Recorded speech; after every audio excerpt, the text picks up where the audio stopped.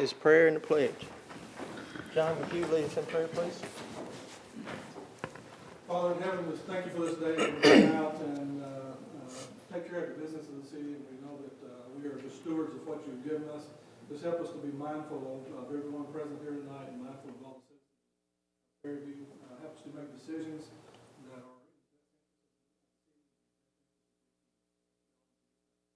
are. Amen. I pledge allegiance to the flag of the United States of America and to the republic for which it stands, one nation, under God, indivisible, with liberty and justice for all. Thank you. Mr. Chairman, Yes, sir. before you get started tonight, I just noticed on the agenda, and normally we have an ordinance that says you can't add anything. This is not adding anything for discussion other than under the approval of the minutes. We need to add a 2.2 right after that, approval of tonight's agenda. That's just a Robert's Rules thing, and I'm sure it's a typo, and we can correct the typo, but without that, we don't have an agenda. Okay. Add a 2.2 of the approval agenda. Next thing is approval of the minutes for September the 18th, 2015 regular meeting. Move for approval. Do I have a second? Second. All in favor, say aye. Aye. Approved. New business, public hearing. We'll open up a public hearing at 7:00. Mr. Chairman, Sir, you got to get the approval of the agenda. we just did. Okay, I'm sorry, you're supposed to approve the minutes. That was the minutes. I'm Yeah, sorry. Those minutes. We got to approve the agenda? Yeah, 2.2, approval of the. 2.2 that we added. That's what he said to add. I'm sorry. Okay, part of 2.2, approval of agenda. Do I have a Move for motion? approval. Second? Second. All in favor? Aye. First on me. Next thing is new business, public hearing. We'll open it up at 7:02. To hear public opinion on an application for a variance to allow a carport to be located near to the side property line than the required 5 feet side yard setback. 7105 Cleveland Lane, map 221A, parcel 1.00, Robert and Mary Martin, owners. We have anybody that, from the public that like to stand up and say anything about or against, for or against?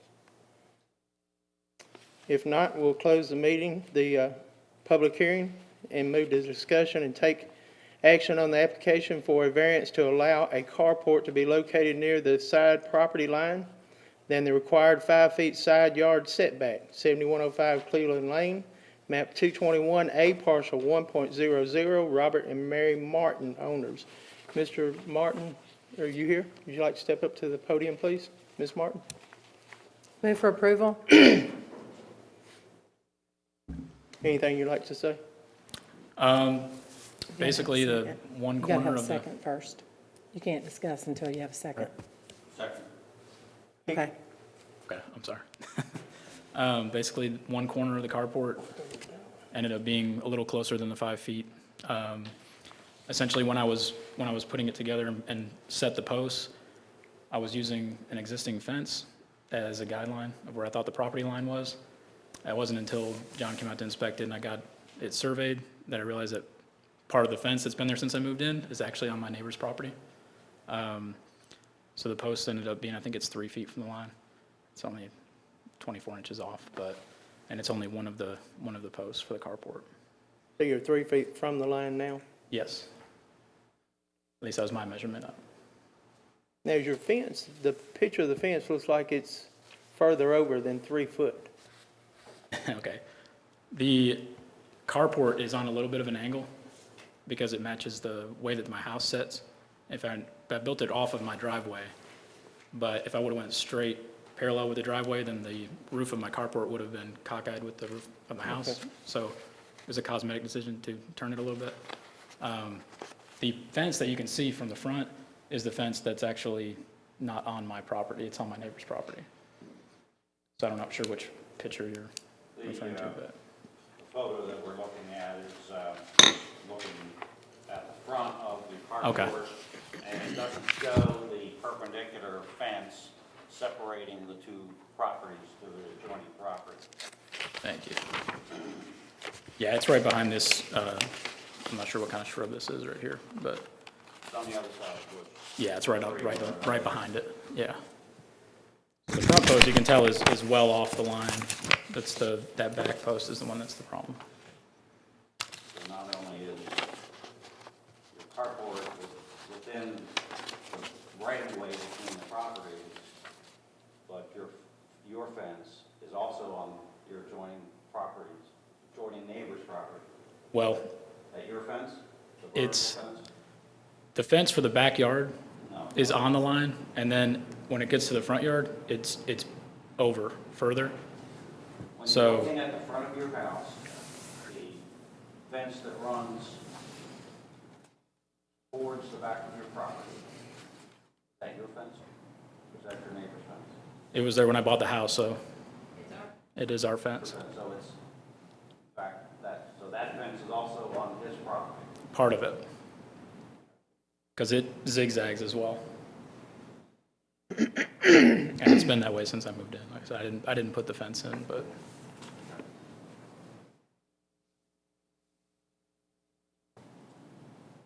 Anything else? any other question?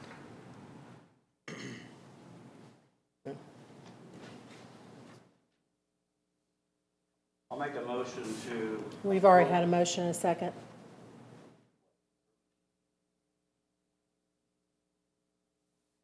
All in favor, You can say aye. amend the motion if you. We can amend it. I'm just saying we've already had a motion and a second. I thought it was for him to speak. My apologies. Yeah, that's where No, you that's messed me okay. up. I just wanted to. Speaking ahead. I'd like to just make a comment, not necessarily, but everyone knows how to spell assume. Yeah. So you assume that the fence was on your property prior to construction of the carport. Not only is a carport within the right of way, the footings, but the overhang would have been within the right of way as well. Talking to the inspector, it is sometimes normal to have the overhang within right of way between the properties. But he obviously didn't check.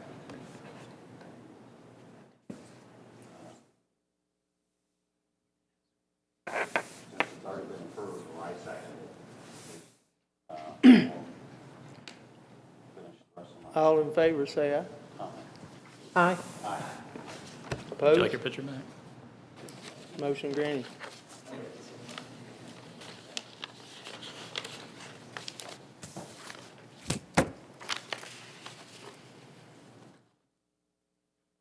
Open up a public hearing to hear the public opinion of an application for a variance to allow a building to be located near the side property line than the required 10 feet side yard setback.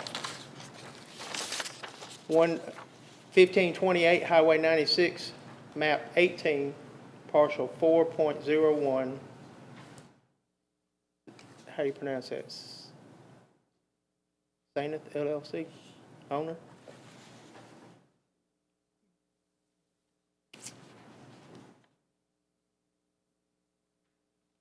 Any discussion on the property at Highway 96 North?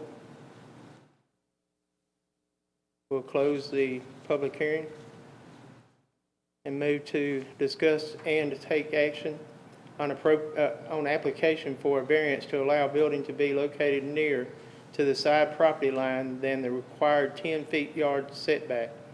1528 Highway 96 North, map 18, parcel 4.01, Saineth LLC owner. Move for approval? Second. Any discussion? Is there anyone here from the Kings Market? Dwayne Waddle, Hayes and Sons Construction. Dwayne Waddle with Hayes and Sons You're Construction. the general contractor? I work for the general. I have the same comment that I had for the homeowner. Required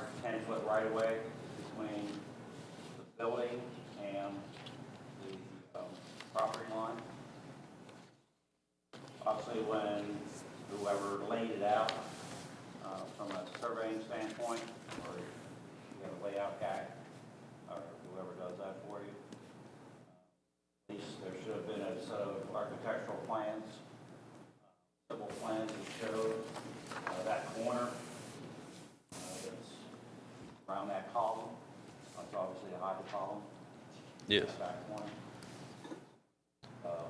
Didn't pay attention. On the original plans, when we had the civil site worked out, there was no bump outs on the building, There was no bump out originally, not originally. so And that that- was amended, Yeah, it was amended to, approved by the city. it was required for the bump outs to be added to the building, and that brought it within, I think it overlaps 2 inches if you measure from the property line perpendicular. The stone cap flashing probably comes within 6 inches because it sticks out past the stone. The coping is about 7.5 inches. Yes, I measured it. I've got some And pictures. The fascia is 4.5 inches. Yeah, I got some pictures here where it's measured if you need it. So, if the city approved or required a bump out, then I guess no harm, no foul. You had it set right on the property The building itself is where it was supposed to be. until they required the bump out Correct. to be put on it from a architectural That is correct. I'm fine with that. All in favor, say aye. Aye. All opposed? Motion granted. Thanks, sir. 4.5, public hearing. We'll open it up now to hear public opinion on an application for a variance from the Town Center Overlay District Main Street mixed-use requirements to allow a monument sign to be greater than the maximum 10 square feet in the area, and to allow a total signage to be greater than the maximum 59.94 square feet in the area. 7003 City Center Way, map 42, parcel 168.09, Bowie Commons LLC owner. Anybody from the audience have anything to say? If not, we'll close the public hearing and move on to the discuss and or take action on application for variance from the Town Center Overlay District Main Street mixed-use requirements to allow a monument sign to be greater than the maximum 10 square feet in an area, to allow total signage to be greater than the maximum 59.94 square feet in the area. 7003 City Center Way, map 42, parcel 168.09, Bowie Commons LLC owner. Do we have a motion? Move for approval? Any discussion? Good evening. Good evening. How you doing? We've finally got all the issues narrowed down to these two that are left, having to do with the size of the signage on the property. One has to do with, as you said, with the 10 square foot requirement, maximum signage on that sign, or size on the monument sign. Without talking about concerns that if, you know, the sign being smaller it's going to make it a lot less visible from the street. It's on this issue, we're just essentially asking for a variance, and the basis of that is really that when this process got started, there was a text amendment allowing the fast food restaurant to be built in the Main Street mixed-use area, which it wasn't prior. And so this is when these regulations with respect to the size of the monument sign were contemplated, it wasn't considering this type of business. And so we just asked submit that for consideration. Also, with respect to the total signage issue, there's a couple things I'd say. One is that our calculations of the sign, the maximum that's allowed is 100 square feet, and our calculations of the signage puts it at 101.8 square feet, so we're not too far off. And also the, yes, sir. Yes. The variance request is for 101.8 square foot. The drawings indicate 130.62 square feet. Sign 1, sign 10, and sign 13.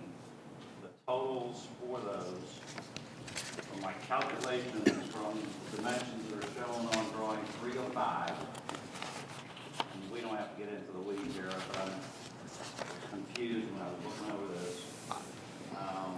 Sign 1 is 70 square foot, sign 35 is 35 square foot, and sign 13, which was note annotated on the bottom of that detail, is 25 and a half. That total, 100.62. So there's either from the drawings that were submitted, that I've got in my packet, 130.62. With the drawing, Variance is for 101.62. So there's a difference there of 29 square foot. and I don't know how to respond to that in terms of that. I don't know what you're looking at. The packet that I have here from the developers, again, has the square foots listed as 51 and 25.4 and 25.4. And that's the surface area of the sign. So I'm not sure. I have a hard time explaining that discrepancy other than to say that the square footage that I have for the sign faces is totals 101.8. Let me clear a couple things up here. One, the 100 square feet is not correct. It's the lesser of three things in the table where the 100 square feet came from. So it's really, they're only allowed about 59.75 square feet. So they're over. What this is doing, 2% of the yes, 2% of the floor area, which is, on this building is about 59.75 square feet, something to that effect, a little less than 60 square feet. He is correct in saying that the fast food restaurants were not allowed in the town center Main Street mixed-use zoning.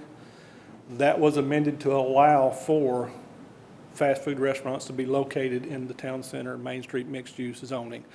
Now, when you change that zoning, there's a lot of peripheral things that go along with that should be corrected, but in this case, the sign ordinance was not corrected. If this were across the street, it wouldn't be any problem at all. They've done a good job of cutting down the size of the signs and making it look good, look attractive, and for a fast food restaurant, it's probably much less signs than you'll normally see. It's just a matter of location and us kind of cleaning up our mess on our zoning ordinance. Let me ask one question. Sign 13 on the drawing detail 5 of 5, on drawing 5 of 5, sign 13, gives a dimension of 25.4 square feet. That's what I have, yes, sir. I've calculated the areas of the other two signs. Is it I think it was 14 by some dimension, at least on one of the signs. Is it the surface area of the lit sign, or is it the background area of the sign? Because the 25.4 is a given dimension by the property owner. Am I correct in my calculations to get to the 130 square foot? Lisa, I don't know if you can.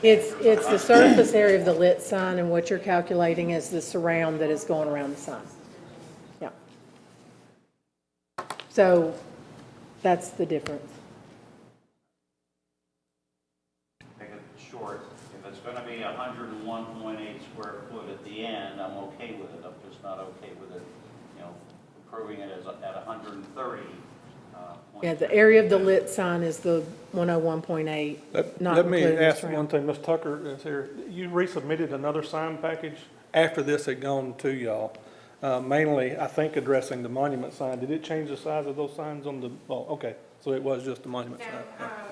But we hired a licensed sign contractor and installer to do the signage, and they calculated that square footage. Yep. Based on the code and how it allowed that you could go. Generally, the dimensions you have on your sheet will be a rectangular dimension, but obviously they're not filling up that rectangular area. So probably what they've done is calculated the area of the sign itself. Yes. Then I'm incorrect in my calculation. Obviously, I didn't have. Yes, what you probably calculated was the rectangular dimension of that, yes. I just didn't know about the code Yes. what the, was. So as long as it's 101.8 square foot, I'm okay with it. Variance request. Mr. Chairman, Yes, sir. may I add something to just clarify some things for the benefit? Yes, sir. I know Ms. Anderson and Commissioner Crutcher were either on the Board of Commissioners or the Planning Commission when this was being discussed. For the benefit of the gentlemen that were not there, this particular type of restaurant, that's already been mentioned, was not allowed in that particular area.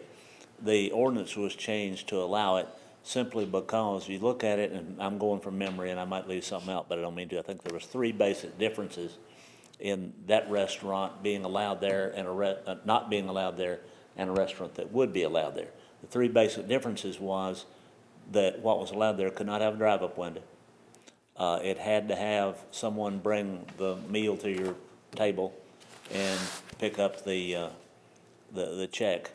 And there was something else that was about as minuscule. You wouldn't know it unless you really looked. And the Board of Commissioners made the decision that if you're going to allow this with just somebody bringing over the check and bringing over the food and a drive-up window and whatever other minuscule thing it was, then Hardee's wanted to come here, the city wanted them to be here.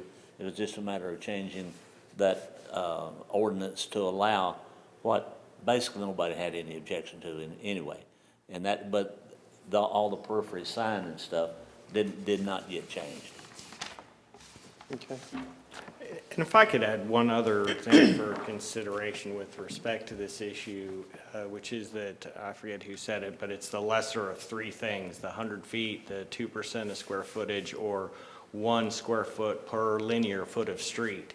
And considering that this is a corner lot, the amount of the linear square feet is somewhere over 300 square feet if you measure the arc of the road. And so that would allow, if you're going by that measure, almost 300 square feet. And in considering that in the context of that you're on a corner lot, your aesthetic vision from either of the 2 streets is going to be consistent with the rest of the signage in the Main Street mixed-use area.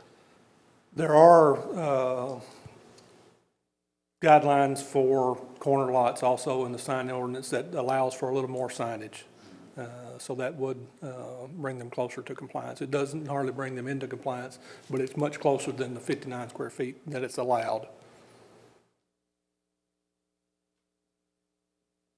Any more discussion? We've had a first and second approval. All in favor say aye. Aye. Opposed? Variance granted. Thank you, sir. Thank you. Have a motion to adjourn. So moved. Second. All in favor say aye. Aye. See y'all next time.